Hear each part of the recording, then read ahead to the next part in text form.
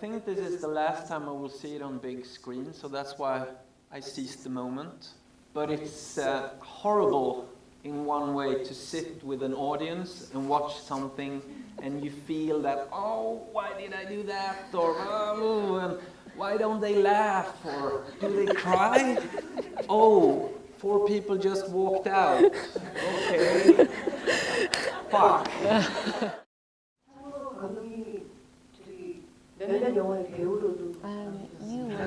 You have been featured as an actor as well. You just mentioned that that is why you are now acting. Why I'm acting now? Yeah, it looks like you're acting. Okay, I'm not. This is the way I am. I think people were surprised when they saw this film because I'm pretty much a clown in one way. But you know, a clown always have a dark heart or a dark side. And I think that dark side wanted to come out and show a film that wasn't that much me, because I think I feel more like Miriam, the young girl, than I do as like this man who should be like all happy and jolly. So I guess I have 2 different sides. It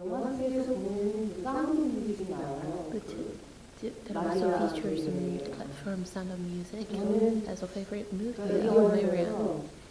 She watched this film. She thought that the Miriam feels like the Miriam, the main character of the Sound of Music. She's looking for help and she is looking for ways to give out some happiness to other people. So maybe that's kind of a symbol. Figured out. So there is a clip from Sound of Music in your film, and I believe whether you have this kind of thing in your mind when you decided to include a clip from Sound of Music in your film. Yes. That was a really long question. Yes. I mean, the exact same way you describe it is the exact way I feel, and we wanted to find a movie for her that was kind of a broad, like a hit movie that people could compare themselves to. And I always think we find heroes in movies or comics or in real life and stuff like that. But though Miriam lives in such gray society where imagination has died, which I think is a big problem and something I really wanted to say with the film was that if imagination dies, we all die. And I think Sound of Music is in one way a really good complement to that, because if the song dies, they die. It's not only about their escape over the mountain. It's about keeping music, pictures, imagination, stories we have inside ourselves, but let them come out. Why figures? Well, I believe that because sometimes they mean, wishing for good luck. They have the kind of symbolism. So is there any specific reason why you chose to include figures? Okay, the first thing, not the most important thing, but the first thing is that I believe that we build ourselves small in a world. That's why there is so much pictures in the films where they stand beside big bridges, big houses or everything. We build ourselves into an insecurity. And that was the first thing that I thought about. Mm-hmm. And the other thing is that they stand for imagination, childless behavior, and they stand for a longing of finding, the child in yourself. And that is what Marianne, Alva's wife, wasn't allowed to do. As I think we all can feel sometimes that we're not allowed to be like and flip out and do things that not normal. So in one way they stand for what she wanted her and Alvar to do in real life. That's why she built 2 of them all the time when they were out in adventures. And he didn't understand that, and he was ashamed of what she did. So that's why she started to place them out in the public areas.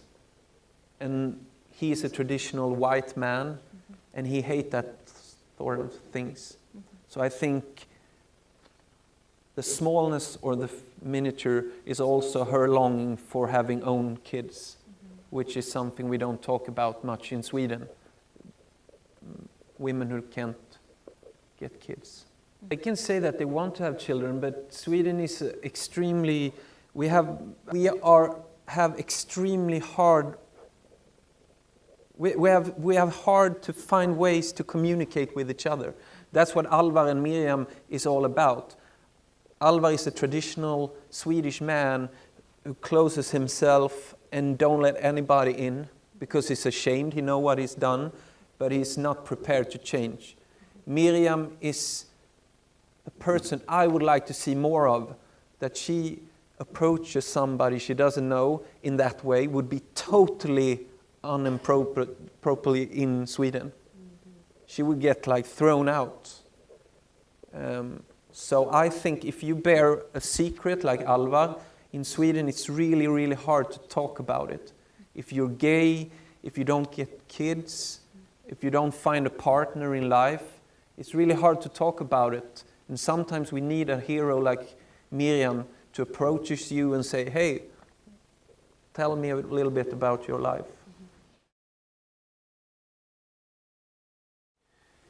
That's a good question. I'm not really sure if I have a good answer.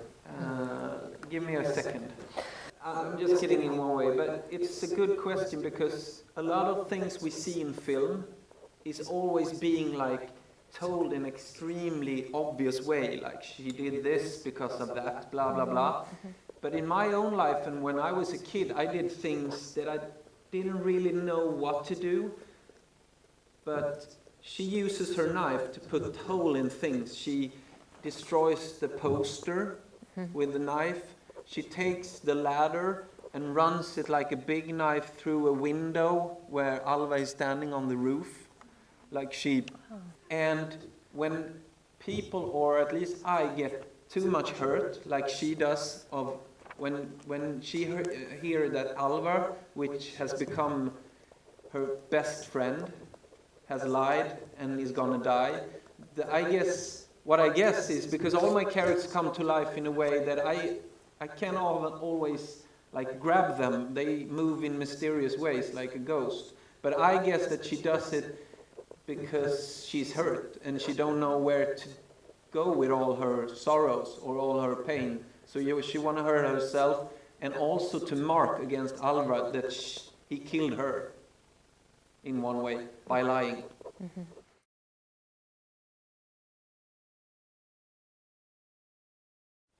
Wow, thank you very much for a very honest question, and I'm really moved and touched by that the film has...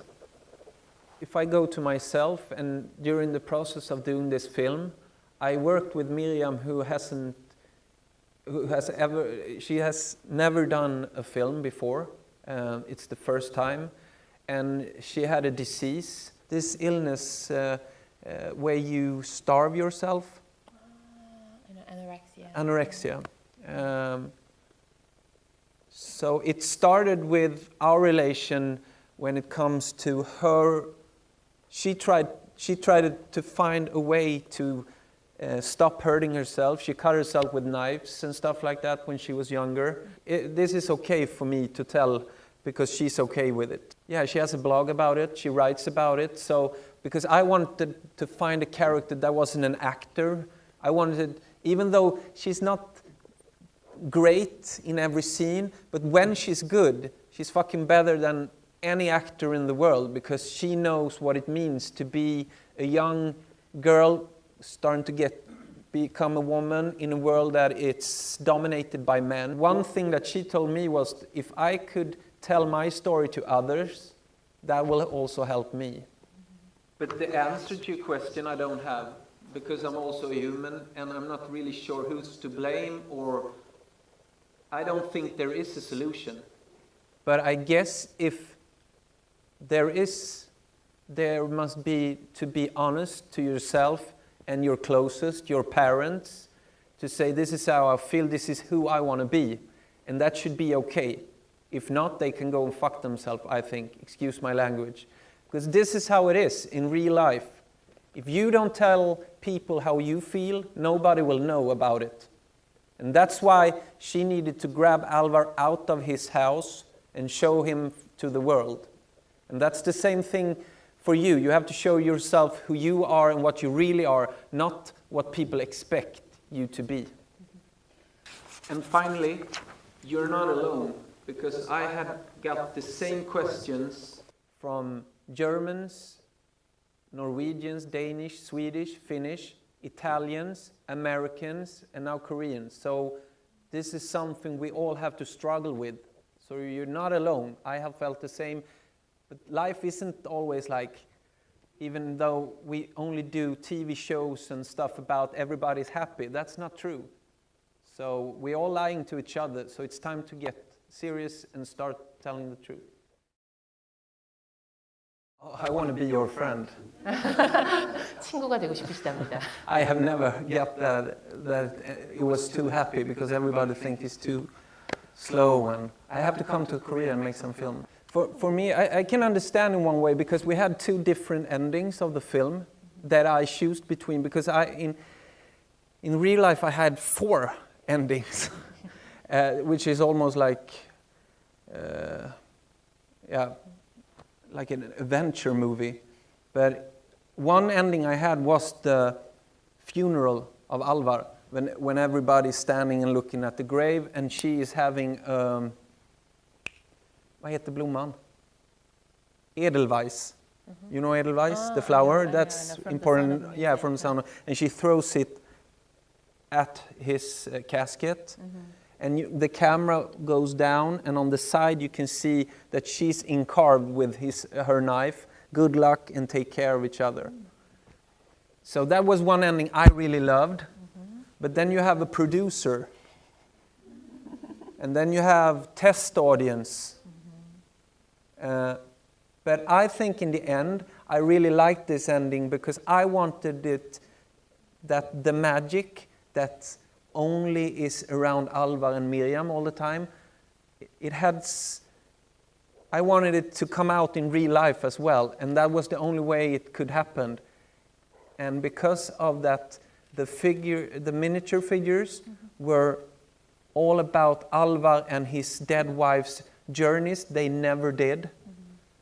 I wanted to send the last figures on that last journey, like away, like E.T.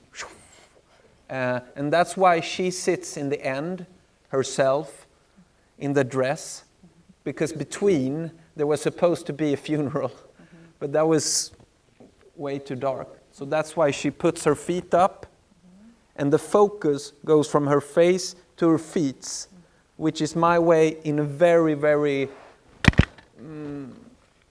hard way to figure out, but it's my way to say that now she stands on her own 2 feet. She don't need Alvar anymore, because he's gone.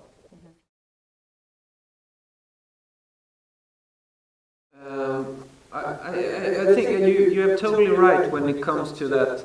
Alvar and Miriam do the exact same journey. Alvar in one way drags her out of a shell, makes her read her story, her saga, and the same way that Miriam makes with Alvar and all the figures and stuff like that. The alienation of the parents was because I felt that was how I was brought up. I didn't know my parents, I didn't have any close contact to them. That's why, because I was sheltered in one way on my own, and I think that they became a threat to her wishes to do what she wanted to do. because she never told either. So I can't blame the parents fully out, because as we talked about earlier, she had a responsibility to tell the parents how she felt. But I wanted the parents to be alienated because, one, I didn't think they were so important for her journey, and the other is if I alienate them and make them more like shadows, I think a lot of us could recognize our relation, even though it's sad. I think we can recognize our own relations with our parents. I'm not sure how it is here, but in Sweden it is kind of a alienation between parents and youth. So maybe that's why. I think I went to a lot of friends talking about their own parenthood and also their own parents.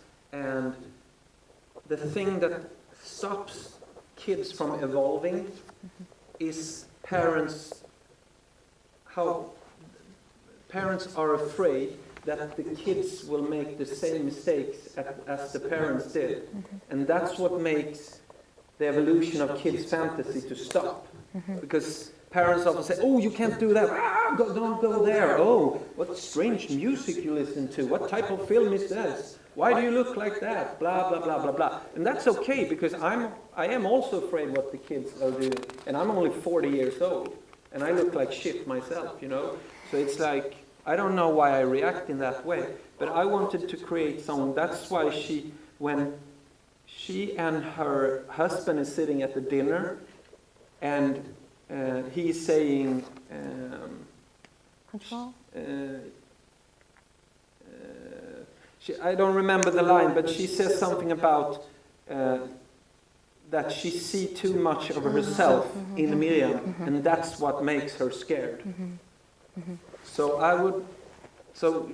Because this is nothing that you see as an audience, but this is how I thought when I created the characters, is like she grows up in Switzerland with a mother, Miriam's grandmother, who is like, oh, the sun, the flowers. She's very much like embracing fantasy and nature religions and stuff like that. She, blah, blah, blah. And that's why Miriam's mother went to Sweden. She started studying, making her decent life with normal values, which is something that everything jumps and skips a generation. That's why I thought it was so interesting to see if Miriam broke free and became like totally magical. Maybe that would be a new starting point for her and her mother. Jealous. Oh yeah. Stig is totally based on myself and my father. My father is the classic man. He wants to be a part of everything, even though he doesn't understand a shit what he's doing. He's like, oh, what's happening here? Hey, can I belong? Hey, can I come along?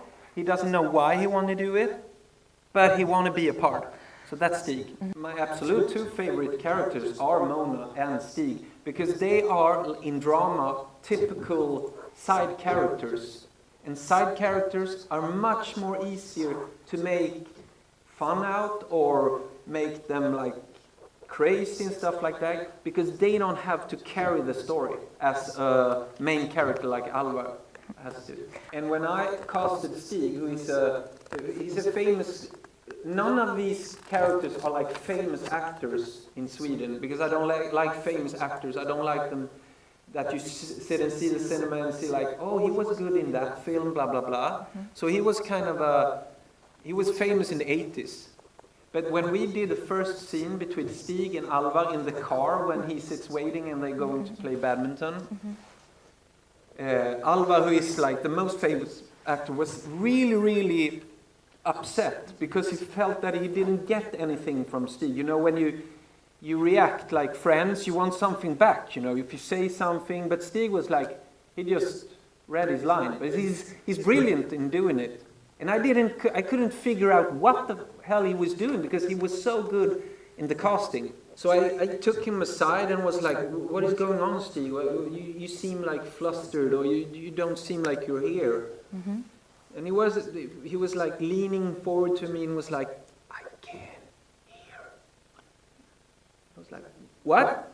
Exactly, I can't hear that good. It's like, what? Because he's a Swedish, typical good-looking man, you know, in his 60s, and it's so ugly to have like problems with your hearing and stuff like that. And that's why he stopped acting at theater, because he couldn't hear what the other actors would say to him. Mm-hmm. So after that we were just, but that's okay. So I was like, action! I had to scream to him, and then Alva knew that, so they could act along. And that's the same thing as you asked about, like, how are we supposed to act when we feel ashamed of ourselves? Tell us the truth. Mm-hmm. Because after that, Stig was like one of the most brilliant, and he was awarded in Sweden and stuff for his part. Mm-hmm. So he just needed to come out. Mm-hmm. And now he's, blah, blah. We'll never do a film again, actually. 영화를 이제는 안 찍을 겁니다. Why? I'm just kidding. 농담입니다. But I thought about it after I'm done. When I made this, I was like, never again. But my next film is called, I think, the working title is called The Clown of the Middle Class. And it's, the clown is me. Mm-hmm. And I'm going to do a Woody Allen. I'm going to act in my own movie. And it's about, it takes off where this ends in one way. It's about gathering people in a group to make a change. It's about a director who's lost belief in himself and in society, and he moves back to his childhood forest where he thinks he was happy. A real cliche foreigner. And his parents think he's crazy and everything like that, but he gets involved in a youth project where some youth want to make a film. And they make this film and try to get it financed, but everybody wants like criminal stories or blockbusters and all that. Nobody wants to have a film that tells something true or something from your heart. So they cheat the big companies in shooting two different films. One is like really cliche, love, blah, blah, blah, and the other one is the one the kids want to do. And during that journey, he finds himself in one way, and he ends up by getting a shitload of money from the producers that he presses into the kids. And these kids are all different. They are black, white, yellow, blah, blah, blah. So it's a comedy, and it's going to be a little bit more up-tempo than this one.